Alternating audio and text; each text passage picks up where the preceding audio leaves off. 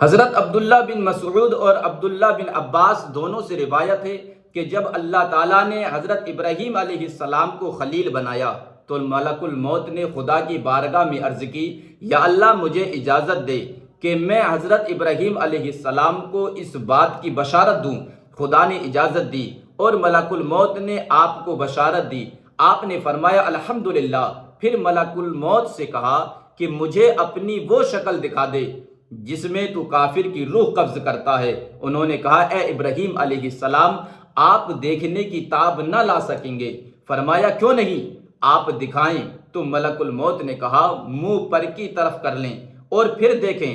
اب جو آپ نے دیکھا تو ایک سیاہ فام آدمی ہے جس کا سر آسمان پر ہے اور اس کے منہ سے آگ کے شعلے نکل رہے ہیں اور مساموں سے بھی آگ نکل رہی ہے۔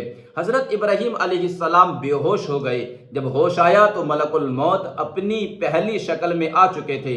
حضرت ابراہیم علیہ السلام نے کہا اگر کافر کو کوئی اور عذاب نہ بھی دیا جائے تو تیرے اس شکل کا دیکھنا اس کے لیے کافی ہے۔ اب مجھے بتا دے کہ تو مومنوں کی روح کس شکل میں قبض کرتا ہے۔ کہا منہ پر کی طرف کر کے مجھے دیکھو۔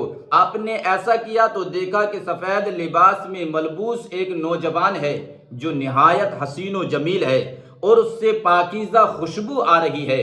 آپ علیہ السلام نے فرمایا اے ملک الموت، اگر مومن کو کوئی اور نعمت نہ بھی دی جائے تو تیری اس صورت کو دیکھ لینا اس کے لیے بہت بڑی نعمت ہے۔ جب مومن کی موت قریب ہوتی ہے تو اس کے پاس خورشید جیسے چمکیلے چہروں والے فرشتے آسمان سے اترتے ہیں جو اس کی حد نگاہ تک پھیلے ہوتے ہیں۔ پھر ملک الموت اس کے سرہانے بیٹھ کر کہتے ہیں اے پاکیزہ روح، اللہ کی بخشش اور رضا کی طرف نکل۔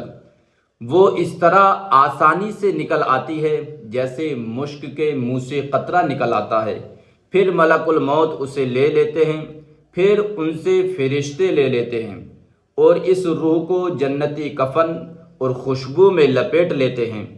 اس روح سے مشک سے زیادہ پیاری خوشبو آنے لگتی ہے۔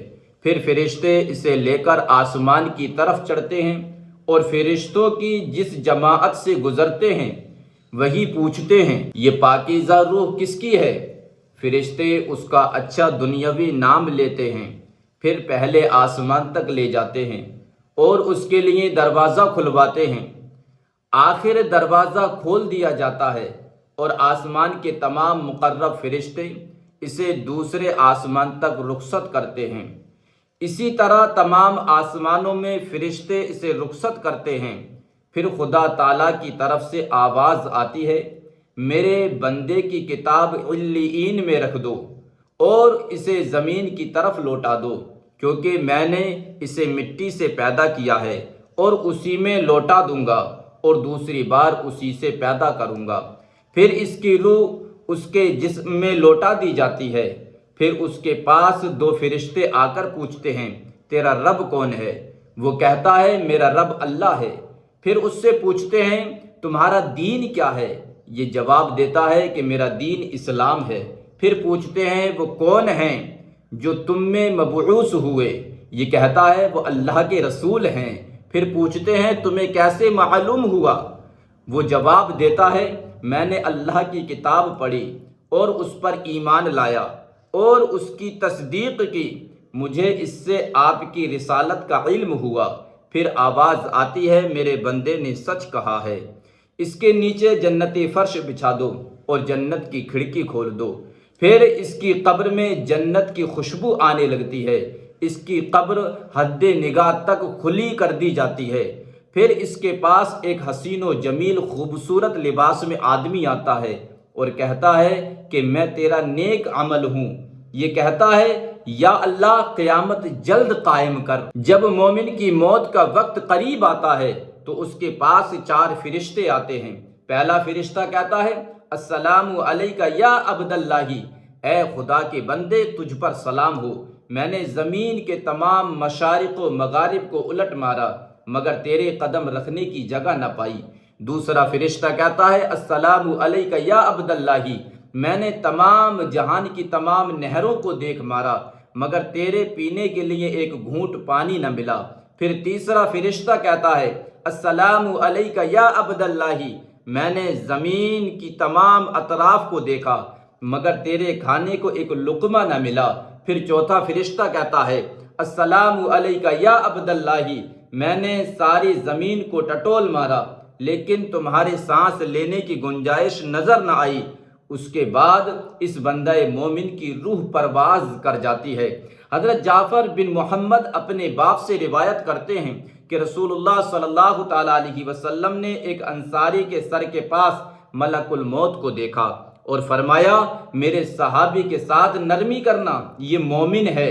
ملک الموت نے عرض کی یا رسول اللہ صلی اللہ تعالیٰ علیہ وسلم، آپ خوش ہو جائیں اور اپنی آنکھیں ٹھنڈی رکھیں، میں ہر مومن کے ساتھ نرمی کرتا ہوں۔ رسول اللہ صلی اللہ تعالیٰ علیہ وسلم نے فرمایا جو اللہ کی ملاقات کو پسند کرتا ہے خدا اس کی ملاقات کو پسند کرتا ہے، اور جو خدا کی ملاقات سے کراہت کرتا ہے خدا اس کی ملاقات کو ناپسند کرتا ہے۔ حضرت عائشہ صدیقہ رضی اللہ تعالیٰ عنہا نے عرض کی یا رسول اللہ صلی اللہ تعالیٰ علیہ وسلم، ہم تو موت کو ناپسند کرتے ہیں۔ آپ صلی اللہ تعالیٰ علیہ وسلم نے فرمایا بات یہ نہیں، بلکہ جب مومن کی موت قریب ہوتی ہے تو اسے اللہ کی رضامندی اور اس کی نعمتوں کی بشارت دی جاتی ہے۔ اس وقت مومن کو خدا کی ملاقات کا شوق ہوتا ہے اور اللہ تعالیٰ کو اس مومن کی ملاقات پسند ہوتی ہے، اور جب کافر کی موت قریب ہوتی ہے تو اس کو خدا کی ناراضگی اور اس کے عذاب کی خبر دی جاتی ہے۔